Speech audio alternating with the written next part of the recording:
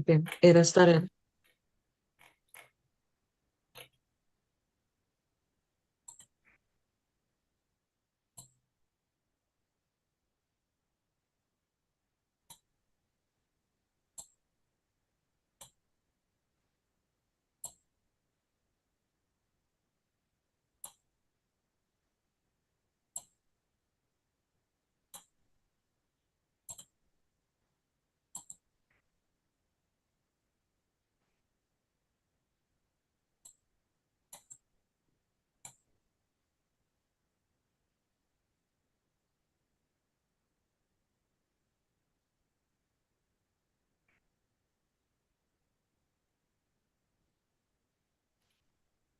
Hello, everyone.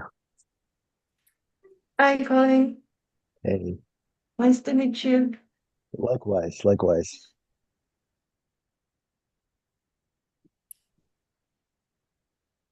Are we good to start, or should we wait a few more minutes?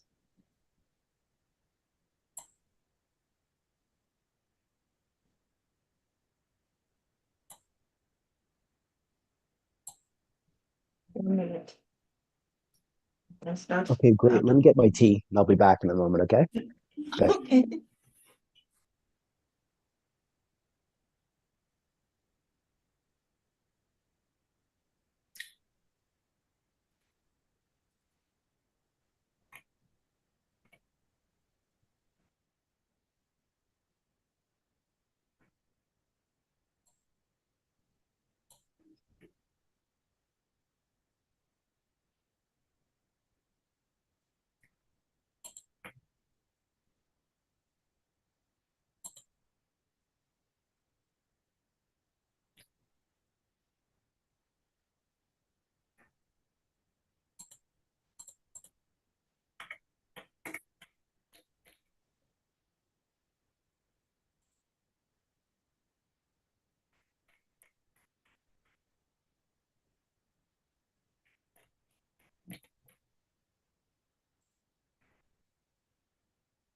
Hi, Shimanta. Good morning, everyone. Morning.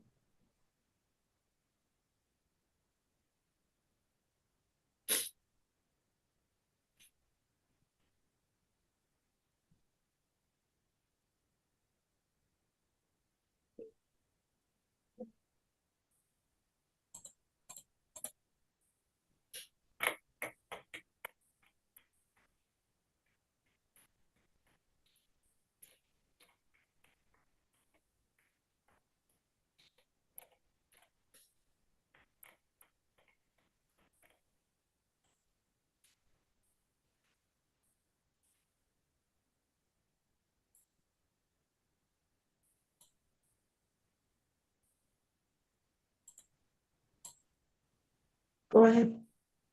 Okay, good to start? Yeah. All right. So, good morning, everyone.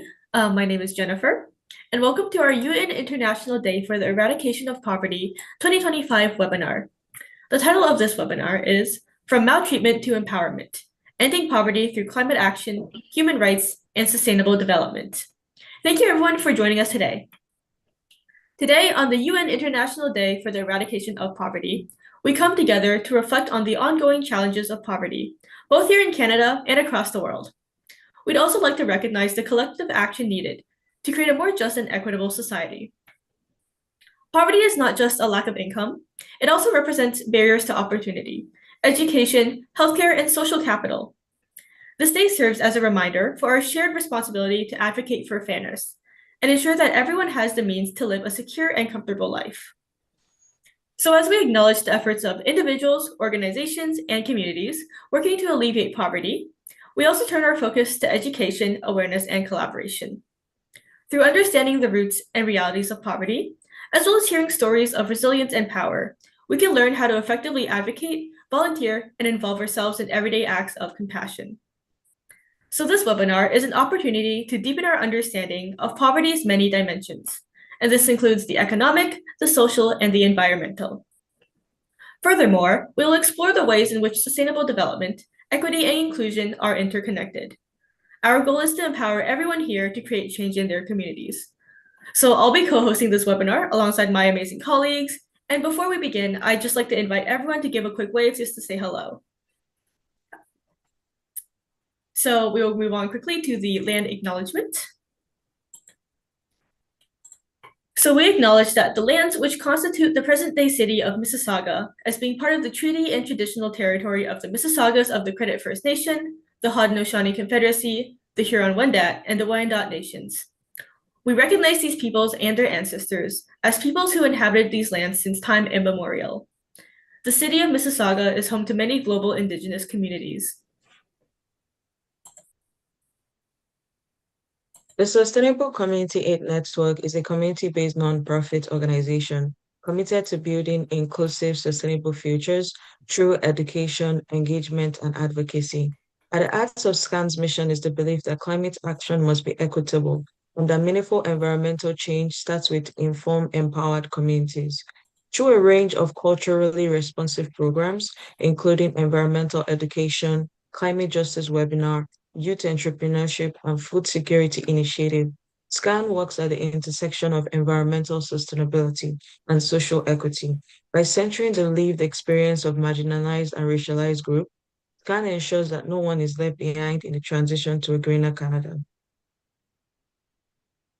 In alignment with the UN International Day of Eradication of Poverty 2025, SCAN proudly presents the webinar for maltreatment to empowerment, ending poverty through climate action, human rights, and sustainable development, and leads the Awareness to Action campaign. This initiative raises awareness of poverty as a climate, social justice, and economic issue, and highlights innovative solutions across household, businesses, and communities. It links action directly to SDG 1.1, eradicating extreme poverty for all people everywhere by 2030. Finally, a cross-sector collaboration between policymakers, industry, NGOs, and citizens. This work directly connects with the mission of Sustainable Community Aid Network, whose program focuses on building resilience, equity, and sustainability for marginalized communities. EnvironBuzz magazine is a leading voice in environmental, social, and governance storytelling, empowering individuals, businesses, and communities to share their sustainability journey and inspire meaningful change. Ranked 10 in the top 25 ESG magazine on the web and 12 among green business blogs by FitSpot, EnvironBuzz reaches over 43,000 unique visitors, with features published weekly. The magazine provides a high-impact platform to showcase progress, raise ESG profiles, and build credibility in the global sustainability space. As a proud partner of the Awareness to Action campaign, EnvironBuzz is committed to amplifying voices that are turning climate consciousness into tangible, community-rooted action. So thank you, Aishat. So here is a breakdown of what we'll be discussing today. We have a feature presentation and 4 amazing speakers with us today, and they will all be introduced shortly. We will start with a short poll and a feature presentation, followed by another quick polling activity. We will then introduce our panelists, and they will talk about the great work that they are doing with their organizations. And immediately after will be a panel discussion. We will give you an opportunity to ask questions as well. Please put your questions in the chat then. After our panel interactions, we will present the community challenge that we lined up during our campaign. Finally, we will close the webinar with a few words about how to stay connected for our upcoming webinars and then close the presentation. So I'd like to introduce our speakers. Here are our wonderful speakers for today. They are Obi Agusebe, Dr. Srimanta Mohanty, Colin McLean, Idosa Adams-Idode, and Susanna Redekop. The speakers will be introduced again before their segments.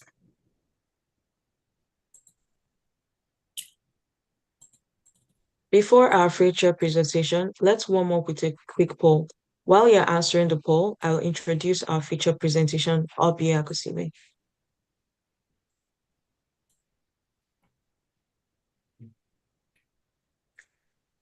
Obi Agusebe is a visionary leader in sustainability and environmental management, renowned for her expertise in environmental, social, and governance strategies and climate justice.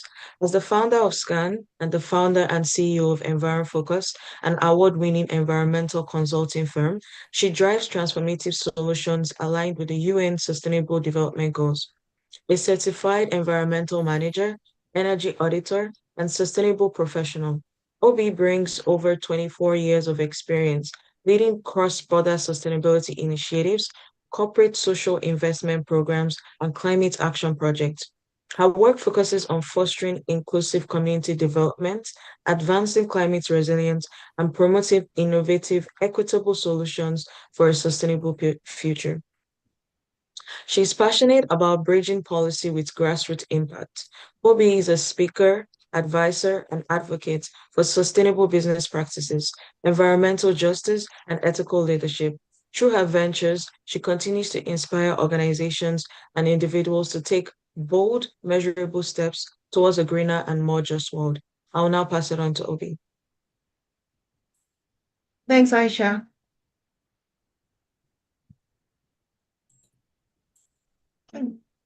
So welcome everyone. Today we will explore how poverty,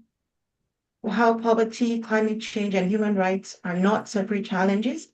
They are deeply connected. Tackling them together is key to building a more just and sustainable Canada and a better world, as I've heard. So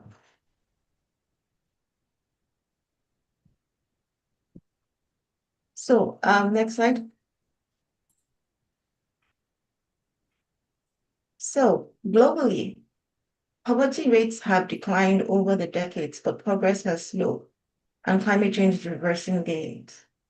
Now, when we look at that, when we review as is and say that the global rate is declining, but progress has slowed, looking at reports from World Bank, the global extreme poverty rate, which is defined as living on less than $2.15 a day, fell from nearly 38% in 1990 to about 8.9% in 2019. Now, this represents historic progress. However, the rate of this decline had already begun to slow down before the COVID-19 pandemic. The pandemic itself caused a significant reversal, pushing millions into poverty. While there has been a recovery, the World Bank states that the pace of poverty reduction has slowed to a crawl in the post-pandemic era, making it the worst performance of global growth in 80 years. And then when we say climate change is reversing gains, right? We're looking at its ability to destroy livelihoods, right? So climate change induced disasters. So you're looking at the droughts, the floods, the storm, directly destroys crops, livestock, and homes, which are the primary assets of the world's poorest people who often depend on agriculture. Now, when we say reducing productivity, now the rising temperatures and changing weather patterns reduce agricultural yield and labor productivity, lowering incomes. And then food prices, increasing food prices. Climate shocks disrupt food production, leading to price spikes and hits the poorest households the hardest. And then displacement. Climate-related disasters force people to flee their homes, pushing them into displacement and deeper poverty. So the UN, UNDP, and the World Bank have repeatedly warned that climate change could push over 100 million more people into poverty by 2030 if decisive action is not taken. And then when we narrow it down to Canada, right? Millions still face poverty, with visible minorities, indigenous peoples, and marginalized households disproportionately affected. The Stats Canada report on Canadian Income Survey 2022, which was released 2024, uses Canadians' official poverty line, which is the market-based measure, and explicitly states that 7.4 Canadians, or 2.8 million people, were living in poverty. And when you break it down, you have Indigenous the communities, right? Indigenous communities at 20.8, First Nations, Métis 12.8%, Inuit 25.3%, and people living off reserve compared to non-Indigenous population of 7.4%, 7.1%. And then visible minorities as a whole, right? The poverty rate for racialized individuals is at 10.7%. and it's higher for non-racialized, which is higher than non-racialized people, which is at 6.3%. Then you're looking at single parent families, right? So families led by single mothers have dramatically higher poverty rate of 21.8% than the national average. And then newcomers, recent immigrants, right? Those that landed within 10 years have a higher poverty rate than non-immigrants. So that's at 12.5%, and then non-immigrants is still at 7.1%. Now, next slide.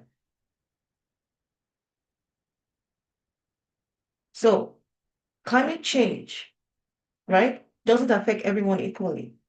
Those with fewer resources often live in housing or areas more vulnerable to flooding, wildfires, or heat waves. And this is higher food insecurity. And I'd add this to higher food insecurity, which is a double burden.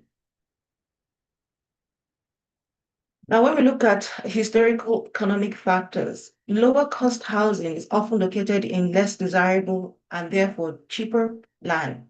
And they are more vulnerable to environmental risk. So you have the floodplains, areas with less tree cover, near industrial zones. They are affected by urban heat islands. There's urban heat island effect, where low-income neighborhoods often have more asphalt and less green spaces, leading to significant higher temperatures than wealthier areas. And then the housing quality itself, right? They lack insulation. They may lack insulation, air conditioning, or proper ventilation, making residents more vulnerable to extreme heat and cold. And then when you look at food insecurity, which we're saying is 2 to 3 times higher in low-income households, right? 39.3% for households in bottom income quintile, right? That's lowest 10% of income, right? They suffer from food insecurity, right? 6.6% for households in top income quintile, right? And then you're looking at 2.3 times higher statement it's actually conservative when you're looking at what holds true with the broad low income versus middle to high income comparisons. So and then also when you look at, like I said, it's where lower income are the disasters that disproportionately hit, right? Because they have fewer resources to recover, right? So and that's the double jeopardy. So they're higher exposures, so they're often more likely to live in harm's way, like I had already stated. Reduced resilience, they have less savings, inadequate or no insurance, so less flexible employment and poorer pre-existing health, making it immensely harder to evacuate, recover, rebuild, and regain stability after a disaster. This often leads to downward spiral, pushing them deeper into poverty. So looking at it, summarizing in a nutshell, right? There's the vicious circle where poverty increases exposure to climate risk and simultaneously decreases the capacity to cope with them. Now, this creates a feedback loop where the climate impact exacerbates existing inequalities, making it harder for low-income households to escape poverty. Next slide.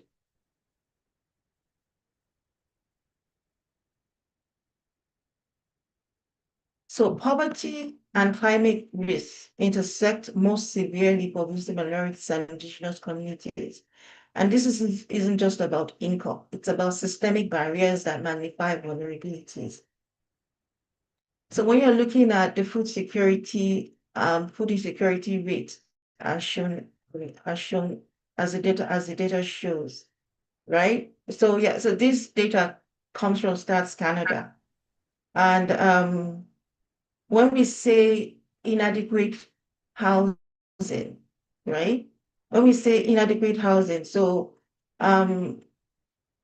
inadequate housing it refers to issues of affordability, crowding, or need for major repairs. So reports consistently show that racialized and indigenous households face significantly higher rates of housing challenges compared to non-racialized and non-indigenous population. So there's the concept of poor housing need. Now, this official measure identifies households that cannot afford acceptable housing. So what that means is not afford acceptable housing, that is not costing more than 30% of their income, right? Now, that is suitable, which means enough rooms, bedrooms, and then adequate, does not need major repairs. Okay, so marginalized families, recent immigrants, and indigenous people constantly have rates of poor housing need that are substantially higher than the national average. And then barriers to recovery after a disaster, right? So you're looking at financial precarity. So the lower incomes and less wealthy means less savings to draw on for evacuation and temporary housing or rebuilding. Now, they lack insurance. So higher rates of being uninsured or underinsured due to cost.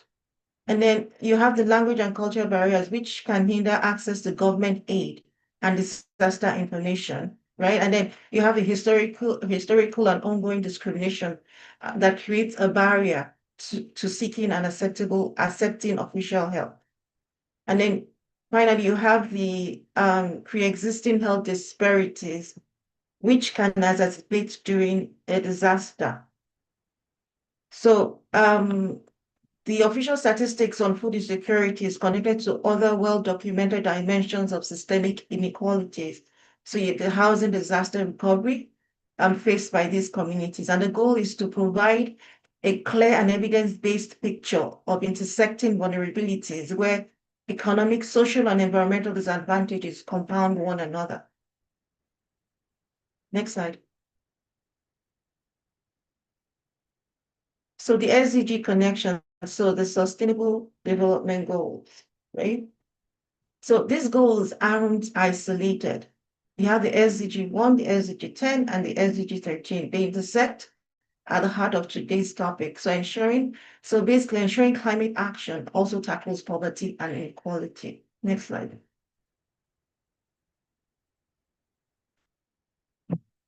Now, a rights-based approach means placing human dignity at the center of climate action. So policies must ensure access to food, housing, and health, and include marginalized voices in decision-making. Okay. For more context, a rights-based approach is a conceptual framework that is normatively based on international human rights standards. It explicitly seeks to promote and protect human rights with human dignity as the foundational principle. Now, this means climate policies are not just about reducing emissions, right? But about ensuring that actions uphold intrinsic worth and rights of every individual. Now, in summary, using a right-based approach identifies the central role of human dignity, links climate policy to the protection of specific established human rights, that's the food, housing, health, and highlights the indispensable requirements of including marginalized voices in the process. Now, this framework is widely endorsed by human rights organizations, UN, climate justice advocates worldwide. Next slide. So Canadian examples. Now, across Canada, we see examples of climate and poverty action coming together, from the energy retrofits in low-income housing to Indigenous-led resilient programs and community food initiatives. So when we looked at the Toronto Tower Renewal Program, it's retrofitting low-income housing for energy efficiency. That's what that is. So it's a well-established and internationally recognized program. It focuses on retrofitting the thousands of post-war apartment towers in Toronto, which house a significant portion of the city's population, including many low to moderate income residents. So what's the key aspect of it? So you're looking at energy efficiency. The program improves building envelopes. So you have the windows insulation and mechanical systems, drastically reducing greenhouse gases emission and utility cost for the residents. Now, it reduces drafts, improves air quality, and provides more consistent temperatures. So that's where it improves health and comfort. And then finally, poverty reduction angle. It lowers energy bills, free up income for the essential needs, and directly addresses energy poverty. Now, this is a clear example of climate action that centers human dignity, and equity. Now, the next example is Indigenous Climate Leadership Initiative, which is blending traditional knowledge and resilience planning. Now, this refers to a broad and growing movement across Canada. Indigenous communities are often on the front end of climate change and are leading innovative adaptation and mitigation projects. So what are the aspects? So aspect is blending knowledge. So these initiatives often combine Western science and Indigenous traditional knowledge, also called Indigenous knowledge, which includes deep place-based understanding of ecosystems, animal behavior, and weather patterns built over millennia. An example can be seen, where you include community-led wildlife management using cultural burning, monitoring sea ice changes for travel safety, restoring salmon habitats using traditional methods, and developing solar microgrids to achieve energy sovereignty. And then agency and sovereignty. So these programs are fundamentally about Indigenous communities exercising their rights to self-determination in managing their land and responding to climate trends.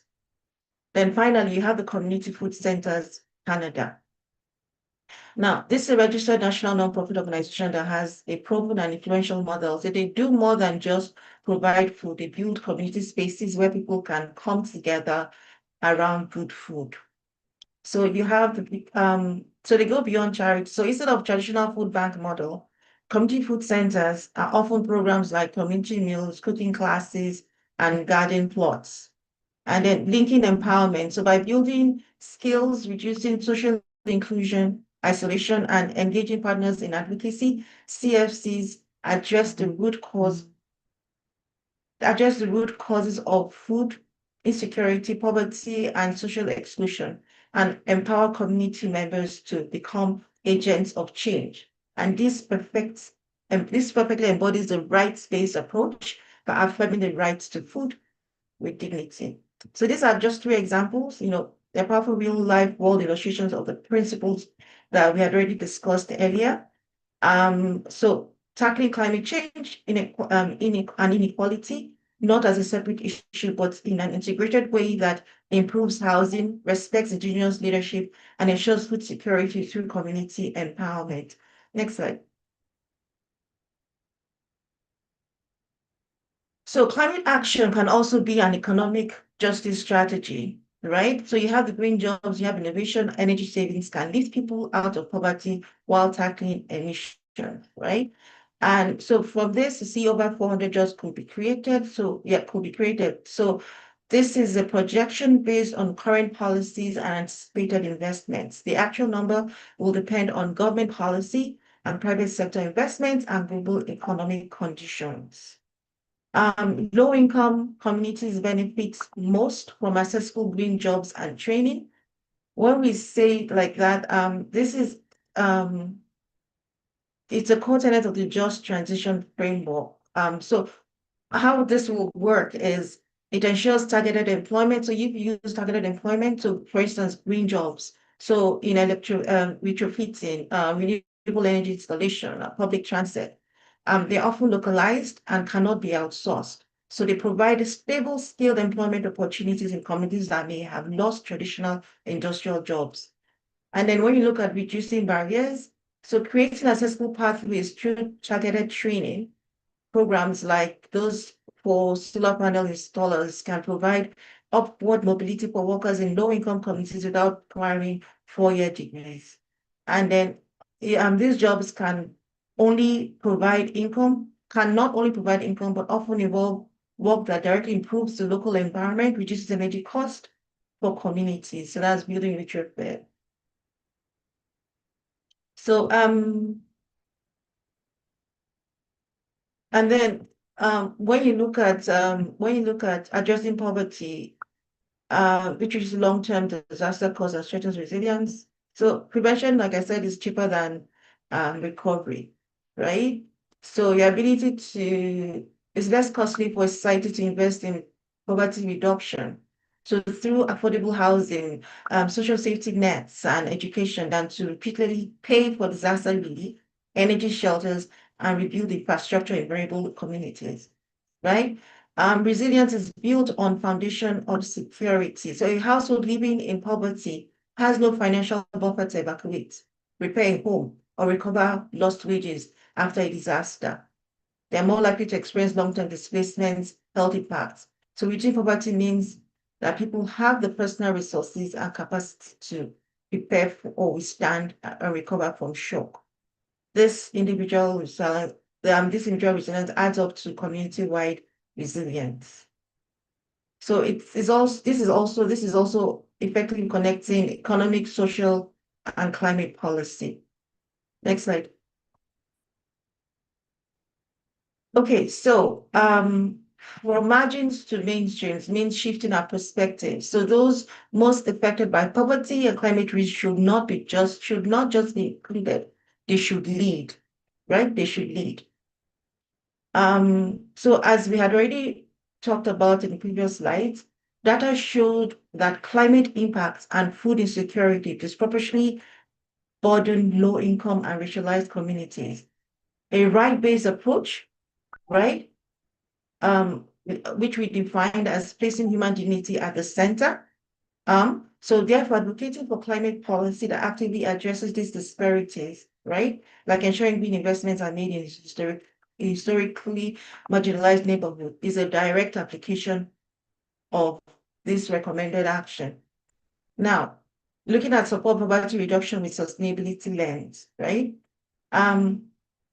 Now, this is also supported with facts. So the conversation established so far, right, that poverty reduction, e.g., through adequate housing and food security, is key form of climate resilience.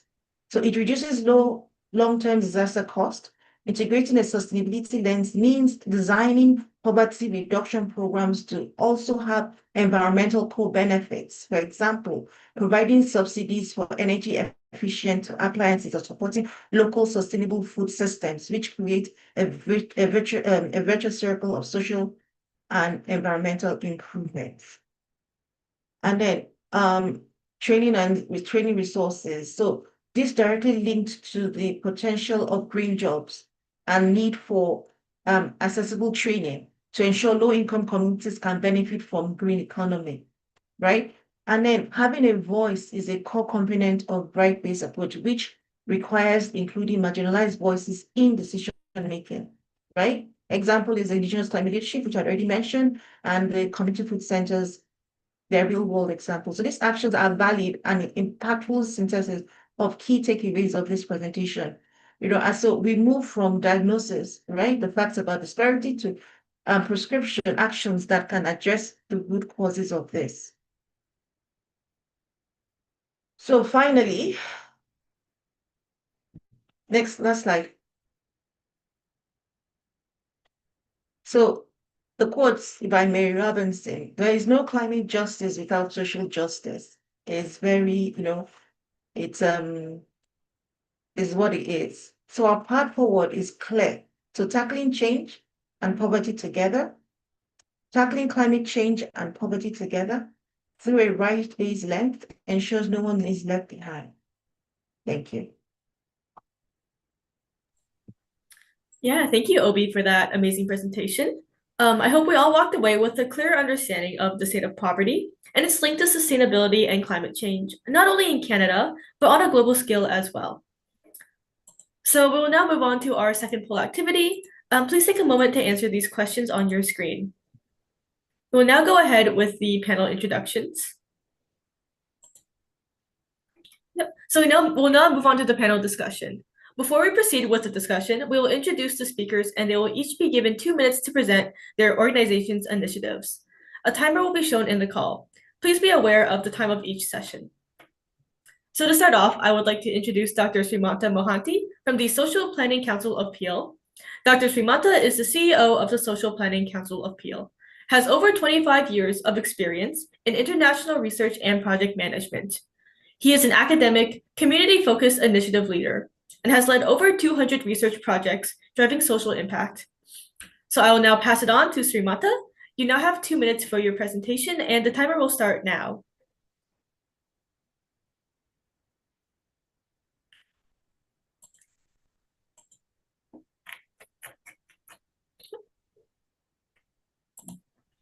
Is he You're first? muted. You're muted. You're muted. Sorry for that. No worries. Are you able to hear me? Yes. Thank you. Thank you for your kind introduction. It is an honor to be here with all of you who are deeply committed to building inclusive and equitable communities. So I work for the Social Planning Council of Peel. It is a charitable nonprofit organization here in Peel region. I don't know how many of you are in Peel. So we have been working in social justice so many years. 1960 we established. So we have core programs are action-oriented research, public education, community resources, as well as capacity building. Besides that, we work with seniors, LGBT community, and different marginalized groups. So part of, I think, this session, maybe some other sessions, I'm going to talk about what models, what activities we do, how it would be helpful for you. So last so many years, 25 years, I've been working in different countries. I work for justice work globally. So I would like to share some of our expertise and some of experiences, which would be helpful for everybody. Thank you so much.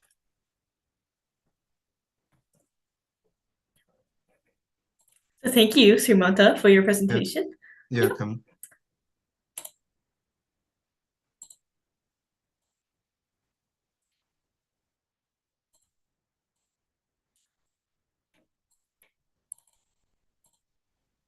Next, we have Colin McLean from Roots Community Service. Colin McLean is the president of Roots Community Service, has 20 years experience in employment counseling, training, and career development. He creates engaging courses, mentors youths and adults, and inspire learners to overcome obstacles and achieve their goal. I will now pass it on to Colin. You have 2 minutes for your presentation. The timer starts now. Hello and welcome. Top of the afternoon, everyone. My name is Colin McLean, and I'd like to thank you for having me here. What I bring to the table is I'm not just the president and chair of Roots Community Services Board. I'm also the founder of keepmovingforward.ca, where we're focusing on employment as well. Seeing that we're talking about poverty, I'm also a co-founder of My AI Pathway. We're working with immigrant farmers to connect immigrant and local farmers with the end user to bring more food security. So long story short, think of me as a community architect. I design bridges and systems that empowers people to learn, grow, build thriving communities together. Thank you.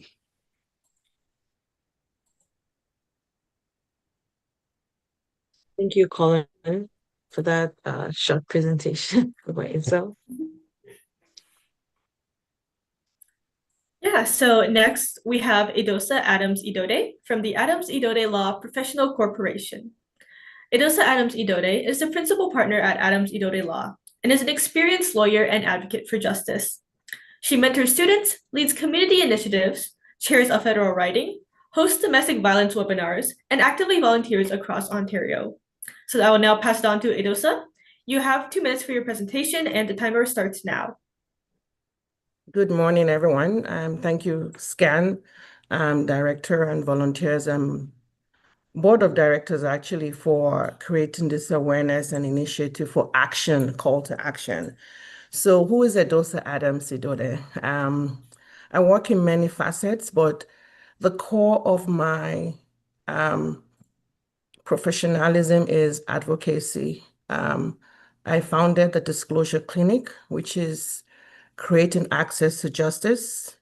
I'm also a community-based advocate, current president of the African Caribbean Council of Halton, providing advocacy, equipping members of the Halton community, as well as mentorship for students in colleges and young lawyers in practice. I serve in various capacity as a dispute resolution officer for the Superior Court of Justice in 4 regions: London, St. Catherine, Toronto, and Kitchener.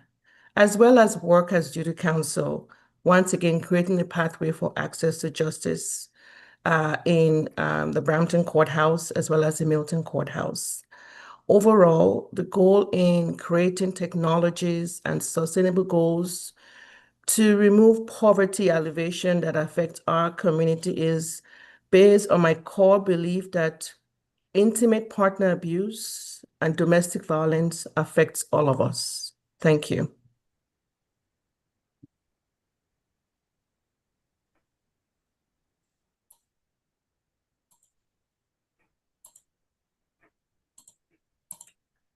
Yep. So thank you so much, Edosa, for your presentation. And now we have Susanna Redekop from Freedom Dreams Co-op Education. Aishat. Yeah, so that Suzanne is the co-founder of Freedom Dreams Co-op Education, an advocate for food and farm co-op in Ontario. With 15 years of experience, she advances cooperative development, equity, and sustainability, serving on the Neighborhood Land Trust Board in Toronto. I will now pass it on to Susan, and you have 2 minutes for your presentation. Thank you so much, Scan. Thank you everyone for having me. So as mentioned, my name is Susanna Redekop. As a co-founder of Freedom Dreams Co-op Education, what we do is we are a cooperative development and education hub sharing knowledge and resources about co-ops and the solidarity economy from an intersectional Black, Indigenous, racialized persons perspective. So we empower people and communities with knowledge about the histories and current day experiences of cooperation amongst Black and racialized communities so they can see themselves reflected in the co-op movement. So working together, we share know-how to ideate, launch, and operate these cooperative projects and businesses. We do training, online, in-person workshops, and consulting to support this cooperative development, both with launching cooperatives as well as within other businesses to bring more of those cooperative values to the workplace. I've also worked with launching and supporting co-ops and community economic development locally in my own neighborhood, as well as provincially and nationally. In some of the cooperative and collaborative community organizing initiatives I've been involved in with alternative economy measures in my own neighborhood in Parkdale. This is a West Toronto downtown neighborhood with historic population of marginalized folks, a lot of people who face houselessness, addiction issues, as well as many newcomers and immigrants. And there's a high influx of gentrification as well. So being able to have the work I've done with West End Food Co-op, the food hub there, community kitchen, and food security programming I co-led from 2012 to 2018, led me to being on steering committee for the Parkdale Neighborhood Land Trust. And currently I am a board member of the Neighborhood Land Trust, the charitable arm of it, which secures land for community ownership, as well as supporting the Parkdale People's Economy, which is an initiative to connect communities through putting into practice a neighborhood action plan with key areas including affordable housing, food security, decent work, financial literacy, and more. Thanks for having me.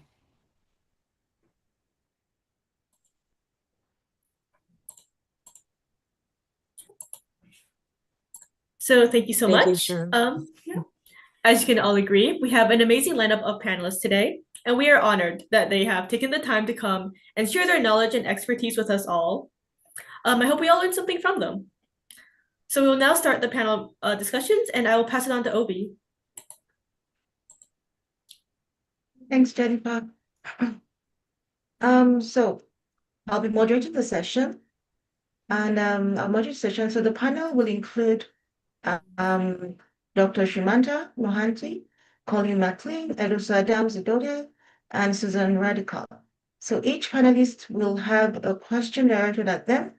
There'll be a minimum of one question with the panelist, depending on time, or at this rate, it's 3 questions. I'm sure we'll be able to get up to 3 questions. So each answer will have a 2-minute time slot.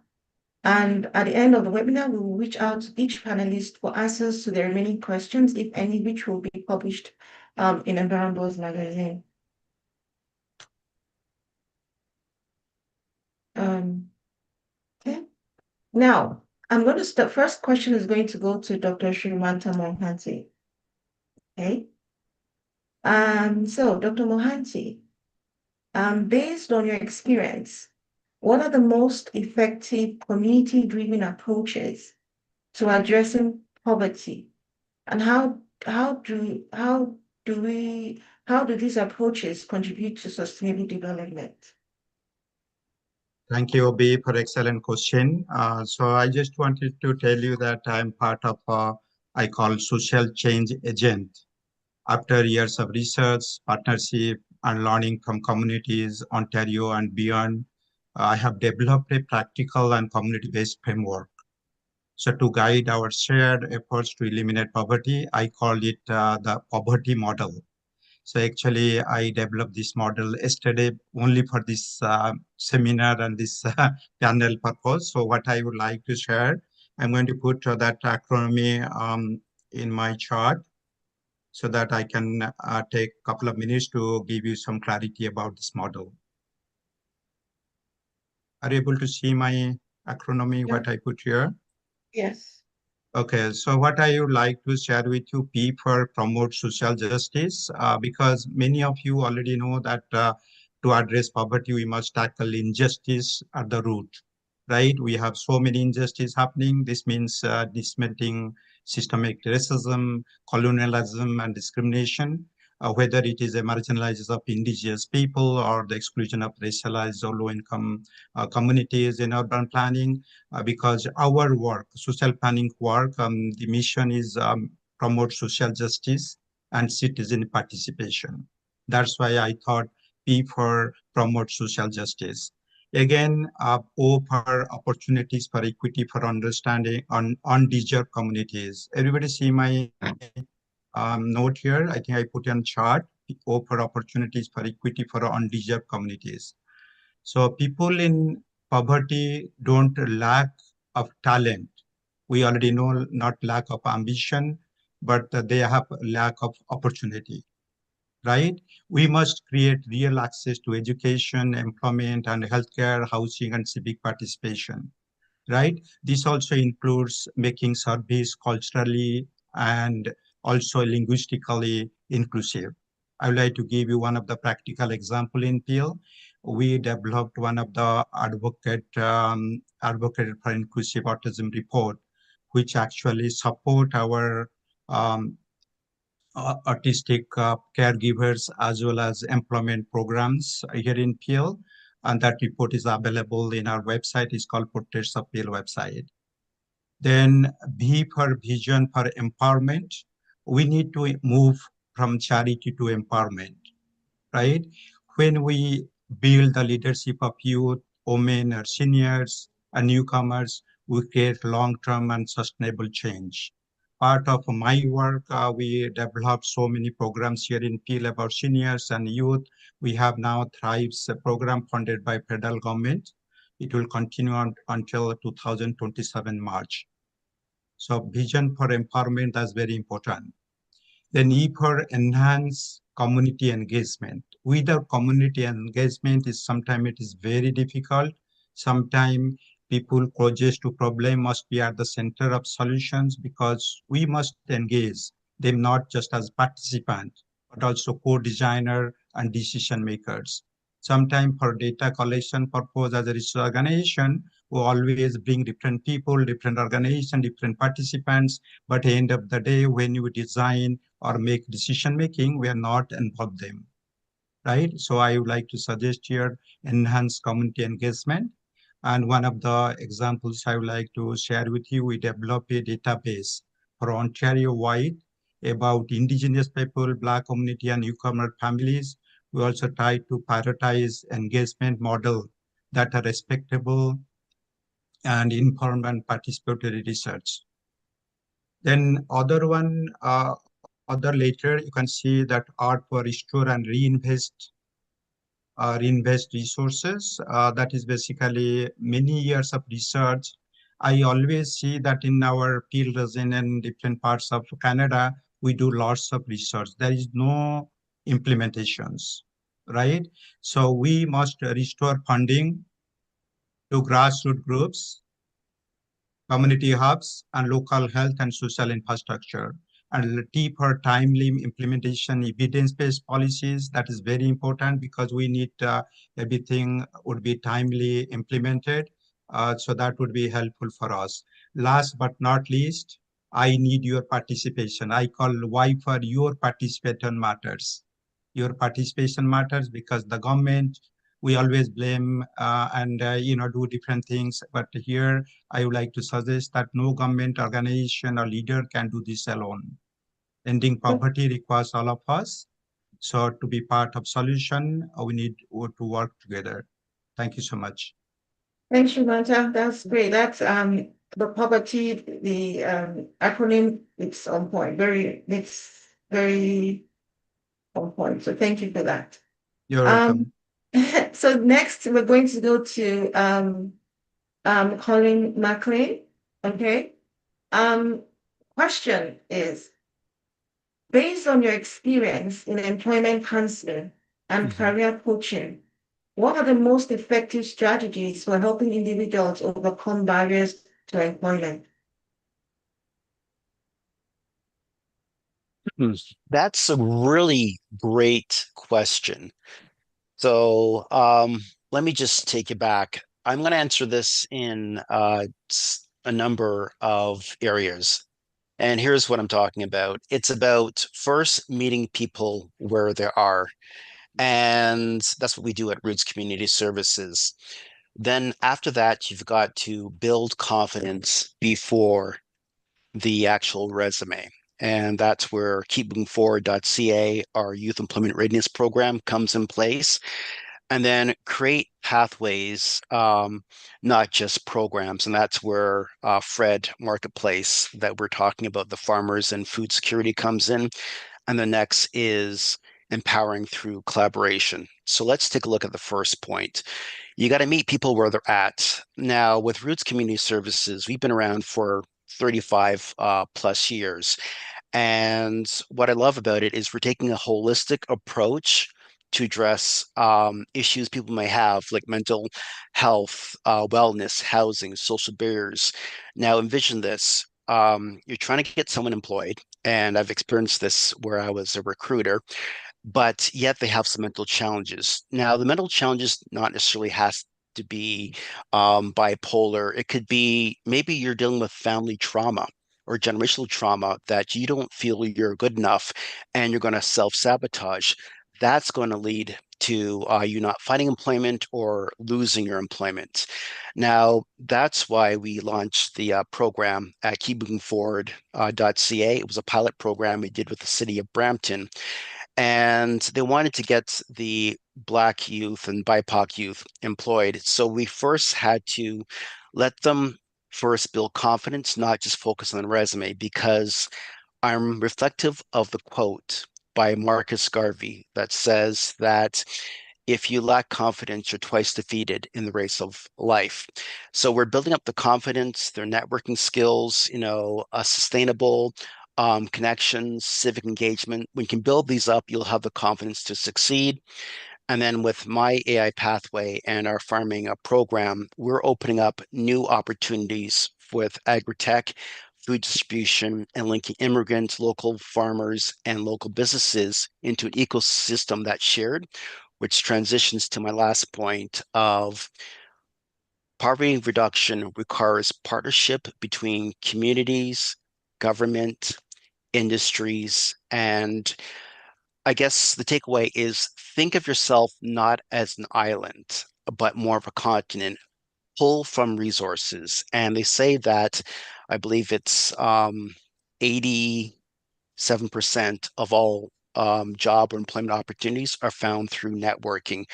So when you're not able to network and you're focusing on your current situation, opportunities do not come. So expand yourself, work on yourself, get involved in tech. Now, food security is also important because you are what you eat. When you go to interviews or even work in a job, if you're not nourished properly, you're not going to be able to answer the questions or work effectively. I've seen that time and time again when we were tasked. I was at a recruitment firm to get people employed. One person did not have enough food and he wasn't able to do the heavy general labor job because he was hungry. So that's my take. Go with the lens of where people are coming from and provide solutions to help them succeed. Thank you. Thanks, Colleen. That was good. So meeting people where they are, building their confidence, networking, providing food, because when you're hungry, there's so much you can do, right? Exactly. So that's key. So that's good. Thank you very much. Thank you. Thank you. All right. So next is Adosa Adams Adode. Okay. So you have extensive. This is for you. You have extensive experience mentoring students, and housing community and hosting community webinars. Now, how can education and awareness programs help prevent domestic violence and promote social justice? That's a very loaded question. Thank you, Obi, for bringing that point up. In terms of responding to the context of that question, for me, it's helpful to sort of lay down the basic understanding of domestic violence and social justice, because they're both very complex issues and it involves layers of intersectionality, which includes poverty, cultural norms, power and control, within the context of domestic violence and social justice. We all know that in my industry as a lawyer and advocate, family violence is underreported. What I've done over the years is to bring the awareness that family violence affects all of us as a community, as a society, and globally. And that is why from awareness to action, it's really critical to curb the chain of abuse. So when we look at social justice, on the other hand, we're talking about equitable standards, distribution of wealth, equal opportunities within our society. And I was happy that you brought that to the attention, and Madam Chair Obi, when you address the rights-based approach. You gave examples of the method or systems to establish dignified, sustainable climate and economic programs for low-income housing. All of this is what social justice really is, because when we have establish sustainable and dignified climate programs such as housing that you describe, where we're creating equal access to everyone to have that opportunity to live in a sustainable and energy efficient environment that will protect our greenery. Once again, I want to draw everybody's attention to the fact that when we're looking at preventing domestic violence and promoting social justice, if you're not aware, there was a recent amendment, a launch on October 14th, actually, by Ontario government to create a portal for a new digital court filing system. That is creating social justice because it gives access to users on filing documents in Toronto. And this is just for the Toronto court system. But when we look at domestic violence, it is not an abstract phenomenon, in my experience, in my view. It is intricately linked to our human relationship. And it is critical for us to understand that domestic violence or intimate partner abuse, it's a culture of silence around it. And what we need to do in terms of creating a pathway for a systematic change is not just to create awareness, it's to educate ourselves. Yeah. One of the ways we can educate ourselves is to support prevention programs within our community. And I would say, for instance, Supporting prevention programs in our community is key, right? Like you said, and also the social justice, which is really connected to equity, leading to inequity, and also you also mentioned low housing, which is also poverty, right?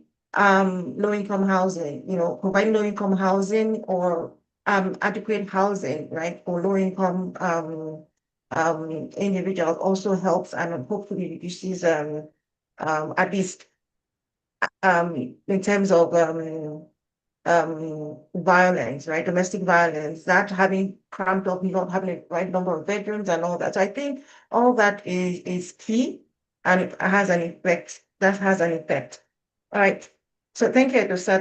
That's great. So I'm going to So move can on. I just add, in terms of, Okay. I know I'm past my time, but I just want to add in terms of the family violence prevention agencies that can really support the awareness initiatives include crisis centers. I've worked with various communities across Ontario, such as the Indus community in Brampton, the Bypass Traffic Clinic in Toronto, Catholic Cross Cultural, all of these agencies, Halting Place, all of these agencies are part of the formula that supports the initiative to survivors of domestic violence. And it also fosters community empowerment as well. I just wanted to add those community-led initiatives that are implementing legal structures for change. Thank you. Thank you, Edosa. That's great. So before we move on to the next panelist, I'm just going to launch the quick poll. We're having a bit of difficulty with the poll, so I'm going to launch it, and while it's going on, I will we'll move to the next panelist. Okay.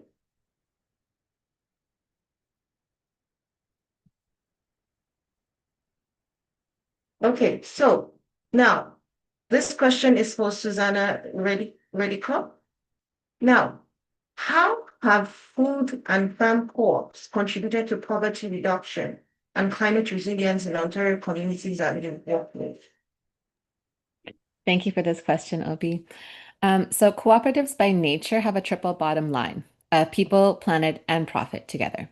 Inherently built into the cooperative principles are values that support their members, whether those members are those who work for the co-op, consume products of the co-op, or investors in the co-op. Environmental sustainability, community care are values that are built in. All co-ops follow the 7 cooperative principles, which include voluntary open membership, democratic member control, member economic participation, autonomy and independence, education, training, information, cooperation amongst cooperatives, and concern for community. So by putting the means of control of the food supply chains into the hands of people, members are being served, and there can be quick resiliency that can happen. So when I was working for local food and farm co-ops provincial network, some food and farm co-ops saw surges of support during COVID-19. Big box grocery stores put restrictions in place. People were standing in distance, and it was difficult to be able to, access food in ways that that we're very used to doing so.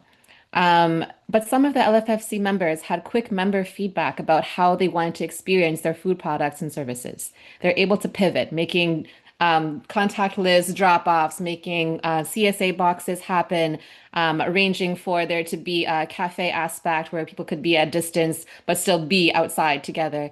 And because of that, they were able to pivot. Some even end up hiring extra staff during that time when most people were being let go to adjust for the flow of new members and initiatives. Some co-ops, such as Muskoka North Good Food Co-op, have had pilot programs to grow their own food and partner with food initiatives in the community, boosting that hyper-local regional food web of production. It's not as reliant on those longer supply chains that leave us reliant upon the US for foods, for example, that absolutely we grow right here. The true cost of food is felt in the food supply chains and poor health outcomes of a system that's now reliant on ultra-processed food and trade. This is invisible to the immediate consumer. Cheap food is never without costs. There's always some kind of cost along the way. So 80% of our exports go to the USA for vegetables, but more than 50% of our vegetable imports also come from the US. And so we're highly reliant on subsidizing cheap food as well as migrant labor. Often that comes with working conditions that are terrible.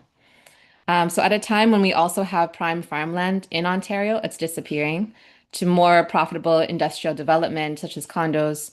We see retiring farmers who are aging out and new youthful farmers who really want to be able to be stewarding the land, unable to afford land or without the generational wealth that comes with being able to have that.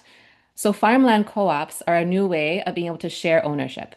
And I say new, but actually it's old. Being able to share land between a group of folks, often with regenerative growing practices that help sequester more carbon in soil and support climate resilience.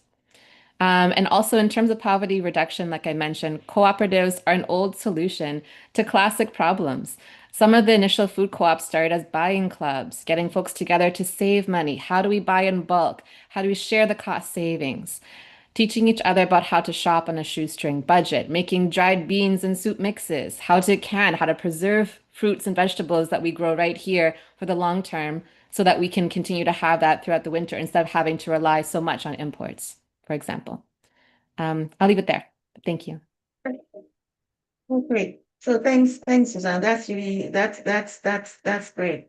Food co-ops are very important. And just like Colin said, they meeting people where they are. Making people, and also on the right place, people are they are in control, or they are at the forefront of what they're eating, what they're producing, and decisions that they're making, and it's great. So thanks for that. Thanks for that. Next question, right? So next question, I'm going to go back to Srimanta, right? So we've done the first round of questioning. So I'm going to go back to Srimanta. And my question to you is going to be, having led over 200 community research projects, what key insights from your research can you guide policymakers in addressing poverty and inequality?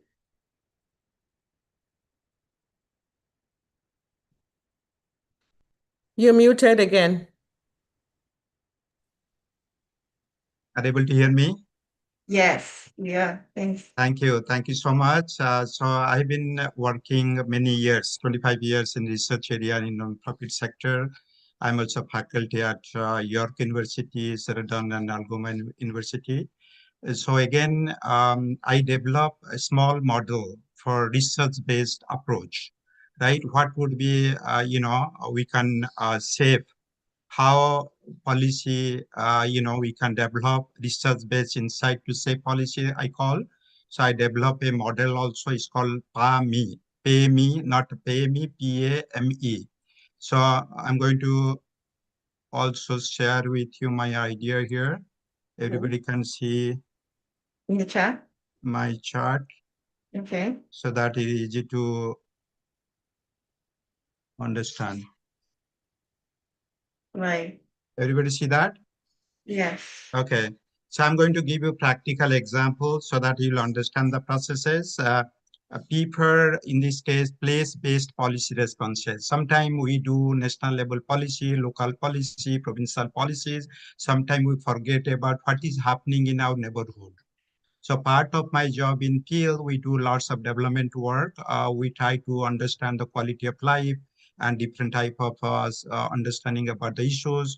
They try to develop some policies, some of recommendation I'm giving to our community leaders, but that sometimes doesn't work for national level or provincial level. Sometimes they use those resources for getting funding.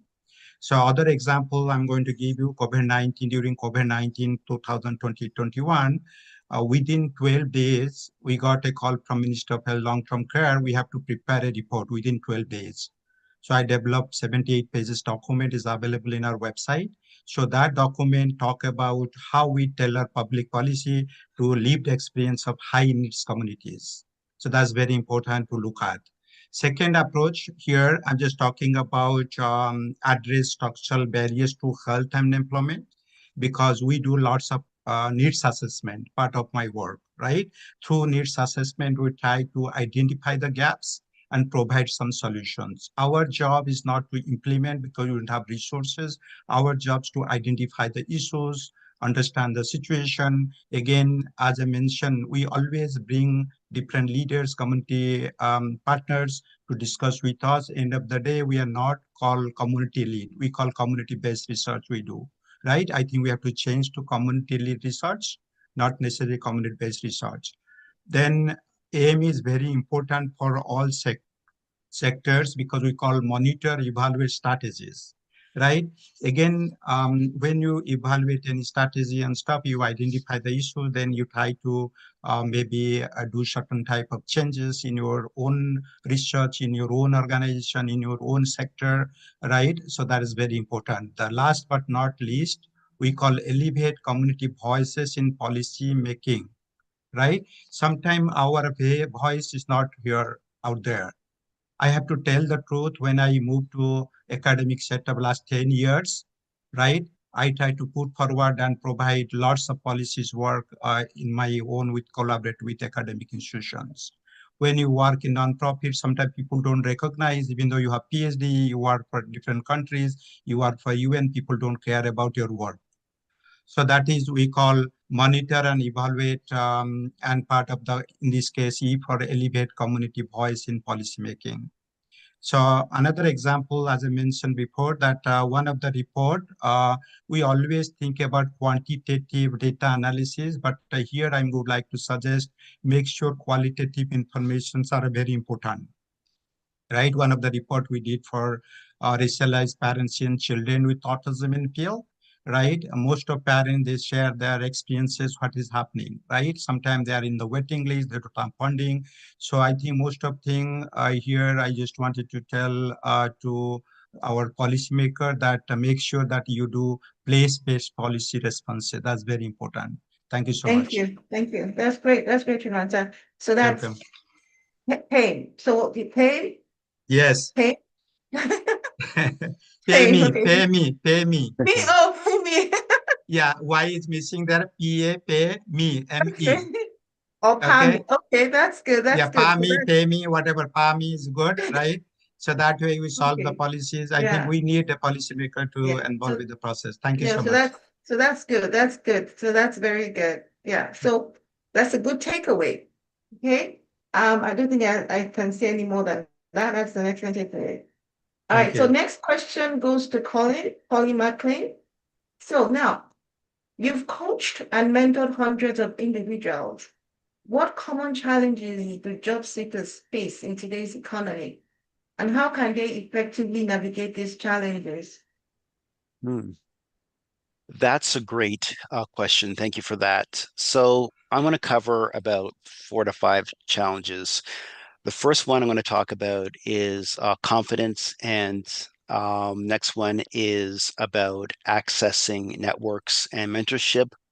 After that, I'm going to cover adapting to change, and the other one is scarcity, and to find purpose. And then I guess I'll touch a little bit on, I guess, food security. Now, let's talk about the first one. The first one, we talked about confidence and identity. Now, many job seekers struggle with self-belief. And if you don't believe in yourself, you can't give of yourself. And that's what Roots Community Services works on, by having people that are a reflection of people coming to them where they can feel more confident. We also do that at the Youth Employment Readiness Program at keepmovingforward.ca, because you must first believe in yourself to give value. And that's a struggle that many people have. They define their current situation based on their employment. If you're not employed, then they don't think they're good enough. And we're saying you are definitely good enough. Now, access to networks and mentorship. Who knows you refers you. That's very key. So even if you may not have a lot of connections, do volunteer work, or where you can maybe get mentorship. Roots Community Services do that, as well as we do that at Keeping Forward, whereby it's about seeing information gaps and finding out where you can connect and build your skill set. Next is adapting to change. Now, one thing that people always fear is change, but I say embrace it. And we're doing that with my AI pathway, whereby individuals can see that technology is not a threat, but a bridge. So start embracing technology. Our local farmers start getting involved in AI and tech. We're helping them with that so they can be successful. And the scarcity mindset empowers people to see themselves as contributors in transforming their lives. And when you have that sort of stuff, you can definitely be successful. And with food, you are what you eat, so nourish yourself and start growing sustainability, much like what Susanna talked about. So thank you so much. Thanks, Colin. That's great. So, like you said, getting a job, confidence. It's all confidence, in believing in yourself, like you said, and doing that really does make a difference. Does make a difference. All right, great. So next question, it's for Edosa. Um, How do you volunteer? How do volunteer and community-led initiative complement formal legal structures in supporting survivors of domestic violence and fostering community empowerment?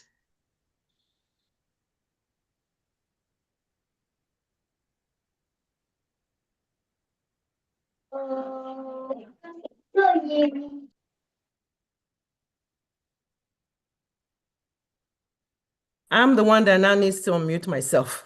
I'm sorry. On everybody. I was talking and I realized that I didn't. So, Okay. excellent question. Volunteering, community-led initiative complement former legal structures. Yeah. Volunteering, I think the previous speaker spoke about volunteering, which is critical for lots of people because especially for, I'll call them immigrants. I really don't like to use the word immigrant. I believe that when you've settled in a community, you're a settler, not an immigrant anymore. But dealing with volunteering within the African Caribbean Council of Halton, which is a non-for-profit organization that I represent. What we have done in terms of community-based initiative is to support the community by providing initiatives and models for our youths. What we have done, for instance, in that form of education is we initiated a program called The Power of Our Names. The Power of Our Names is a community-based initiative program that provides education, that provides empowerment to our youths. It is important that domestic violence does not start at an adult age. It starts from the home. And in order for us to address the effects of domestic violence on our system of government, and that includes our criminal law system, that includes our family law system, we have to deal with it from the grassroots and from the base. So initiating those programs, which we have done, has been successful because what we do is go into the schools to talk about the power of our name so that our youths can understand who they are. Our youths can understand what they represent, and our youths can be empowered to understand how to deal with various emotions and feelings that can arise as they get older.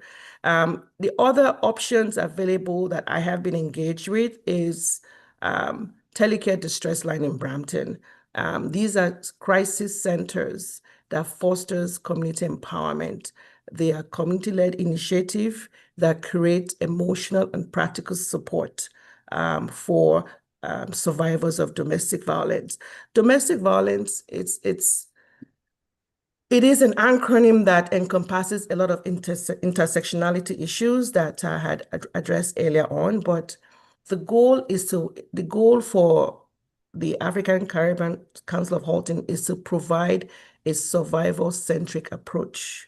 A survival-centric approach is possible by providing programs that we have done in coaching families, coaching women who are survivors of that abuse so that they can participate in their own healing and advocate for themselves and lead others to advocate for themselves. So in doing that program, we're able to build gaps.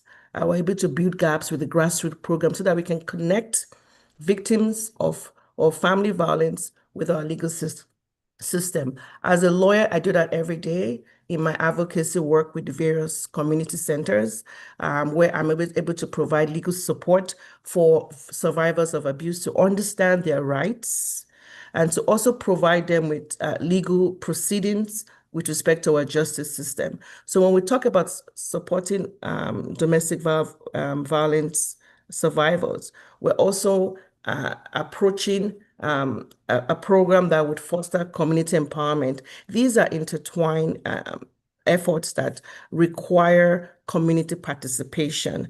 It's not something that the government can, on their own initiative, support. We as human beings, I believe the basic tenets of our human dignity is obviously empowerment, food, shelter, and clothing.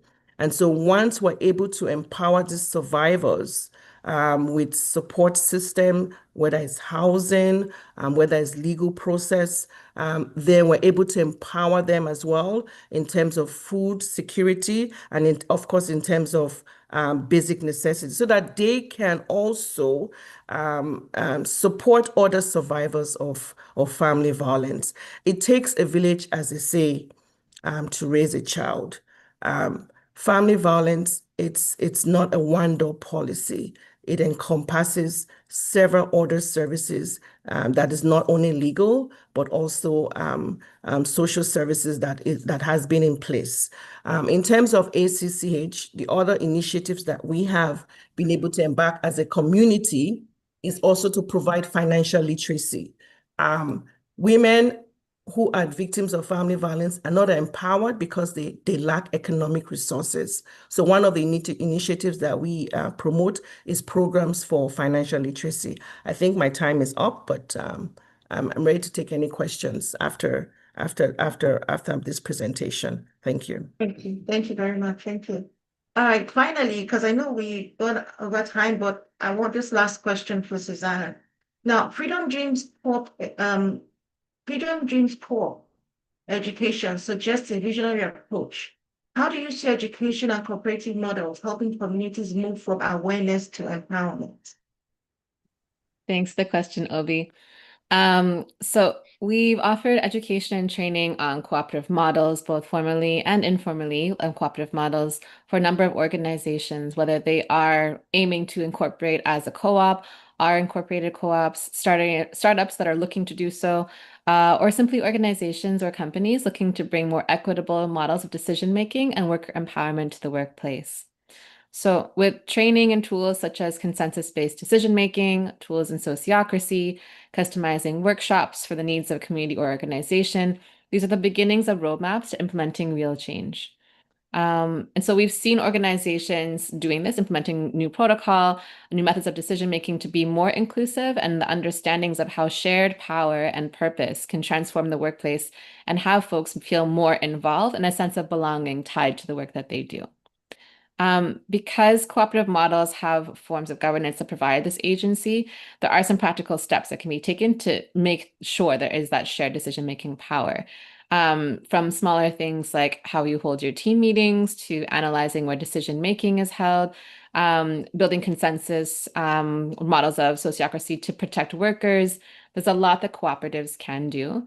And it depends on the business. It can mean tangible outputs too. So does your business have a brick and mortar location? Can you connect to your broader community for programming? Can you share collective decisions to create community spaces, green those community spaces, such as community gardens for shared benefit and sustainability? Teaching others about how to grow their own food for increased food security, combating food waste issues with composting systems, combating social isolation, intergenerational knowledge sharing, connecting neighbors. There's just so much more that can be explored with that. And I'll just, if I have another couple of seconds, mention that with when we had West End Food Co-op, it was a food hub in our neighborhood, which is historically very low income. And we connected with community gardens. They had a very, like large composting system. So food waste that went from our store went to our community kitchen to be repurposed. Any waste from that could go to the community gardens. We had food security programming where folks who were very low income had positions at our store, at the gardens to increase their skill building and employable skills. And they were paid in credit on their membership card. So they could use that to purchase more healthy foods in their diet without having to clap back on their ODSP or OW works. So it was a way to be able to make sure there's community empowerment outside of the monetary systems that we're used to. Thank you. That's great, Susanna. Great.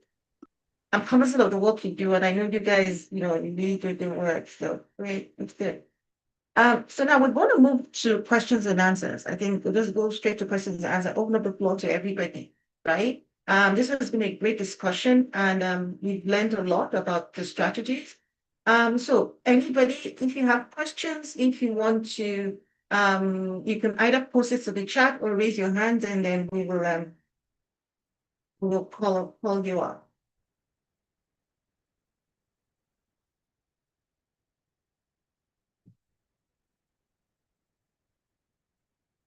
And so while we're waiting, or if there is one, while we're waiting, I want to, Adosa, right? I'm going to ask you, how do you connect? What's the relationship between domestic violence and poverty, right? What's that relationship? Persons who experience domestic violence remain in a relationship because of lack of economic resources. There's a lot of data to support that. What domestic violence does is, to put it in a very simple format, what I have discovered in my over almost 2 decades experience is like an onions. I often describe domestic violence as an onions. And what happens where somebody abuses you, whether it's emotional, psychological, or even sexual, is like you're peeling a piece of that onions. And when you peel a piece of that onions and you don't have the resources, the financial resources, because we all know that domestic violence doesn't it's not linked to a particular community or race or linked to status in the society. But what it does is, as that onion is peeled over years of abuse, name calling, psychological, mental, emotional abuse, uh, it leaves you very vulnerable and open. And so when you're looking at poverty in the sense of material wealth, I look at poverty as it's linked to domestic violence as your vulnerability to remain in that environment. Even if you have the resources to move out, you have been stripped of all your self-worth. You have been stripped of all your human dignity. And so that is the relationship with domestic violence and poverty. Now, I know some of you may describe poverty as lack of financial resources, but it's beyond that when it comes to dealing with domestic violence or intimate partner abuse. Thank you. Thank you. Any other questions? And if I could add to that, because I'm really very passionate about domestic violence, which is my work, if I could add to that, what happens when a survival of intimate partner abuse comes to a lawyer? We're not trained to be social workers. We're not trained to be psychologists, but all of us work in relation to that survival, meaning even though you have a lawyer providing legal support to you, we need social workers that would help you. We need therapists that would help you. Like I said earlier, the onions have been peeled off. And so there are layers of years of trying to regain your self-worth and empowerment. So it is an intersection of different support system that would help a survival to deal with the consequence and effect of intimate partner abuse. So I just wanted to place that there as well. Yeah, that's great. Thank you, thank you. It's I've seen it's really when a woman but when it comes financially, when she has the financial resources to make decisions, she's able to um look after herself better and make good decisions, and that removes from emotional and every other barrier that may fall into play. So I don't see any more questions. Okay, Aisha. My question was mainly about, you mentioned like kind of like the intersection between like kind of like family and violence. I was just wondering if you've seen that like kind of like occur in kind of like a reason why people actually stay, even though it's not just like the financial aspect. So that's why in dealing with persons from every community, which I have been exposed to, I rate it to an onions. You find a woman who is empowered in a position of authority, experiencing domestic violence, and you ask yourself, why does she not leave? She has the resources. But her self-worth, her dignity has been eradicated over time. And what she needs is education, empowerment, to understand that it's okay to leave the marriage. It's okay to leave the relationship, because you know that marriage, once again, it's a communal status in the society. And oftentimes there's a shame that is acquitted to that status. So a lot of people remain, even though they have the resources, because of the status. And so it takes a village to support. And I'm not just saying women go through domestic violence. I have to correct that notion because I have had males that go through that. But in terms of the statistics, and if you look at the statistics, it's I looked at it recently. It is almost 44%. This is from Statistics Canada 2021.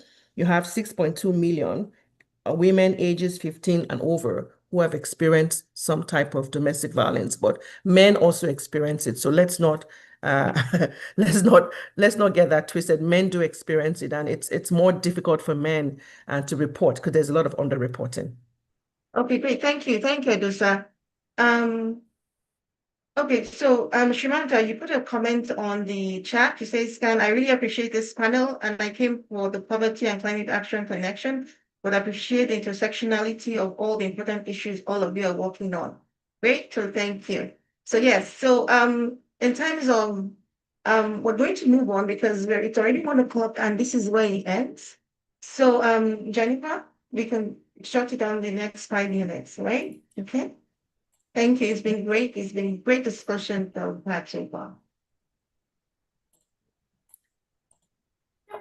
So thank you for so thank you so much for the excellent questions and your meaningful answers. So we do have one last poll activity for this webinar, and the last poll is now being published. And please take some time to answer these while we talk about our next community challenge. In honor of the UN International Day of Eradication of Poverty, we're inviting everyone to join in on our 30-day empowerment challenge.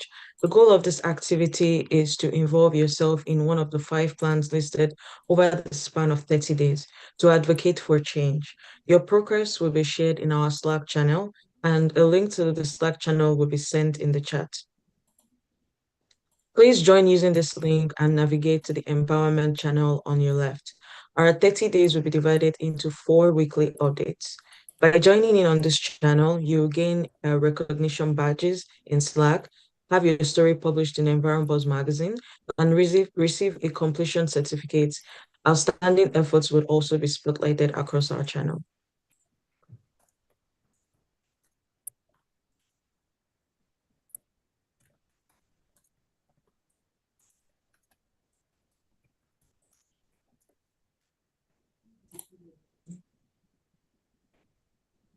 For the next webinar, so we have another webinar coming up in the near future.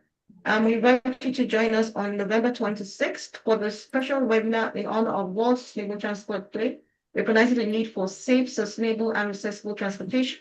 Stay tuned for more information. And then, so thank you for joining the from treatment to empowerment. We're deeply grateful to our speakers and panelists for their insights and to our funders for making this conversation possible. Today's discussion reminds us that addressing poverty requires empathy, education, and effective action. So be it employment, providing employment, helping youth, helping women, helping providing information for policy development to ensure that we're on the right track.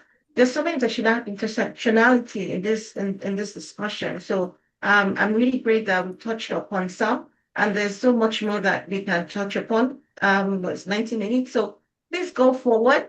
Please consider taking actions of kindness, such as volunteering with or contributing to an initiative or advocating for policy change.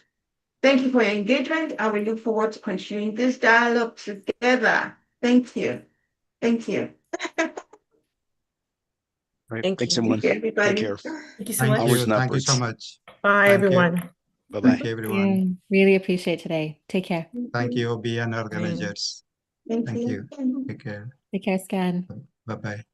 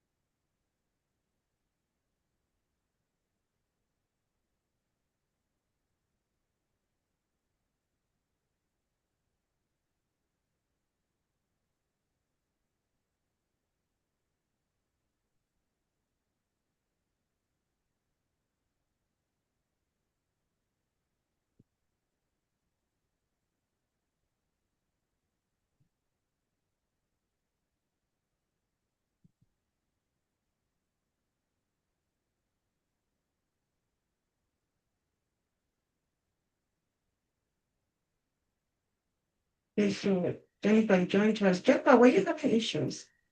Pardon? You were having issues, eh? Oh, with what? I think you joined twice. Jennifer. You're Oh, did there? I? Yeah. Oh, don't know why. Can someone stop the recording and the live stream so that we can stop the live stream? No.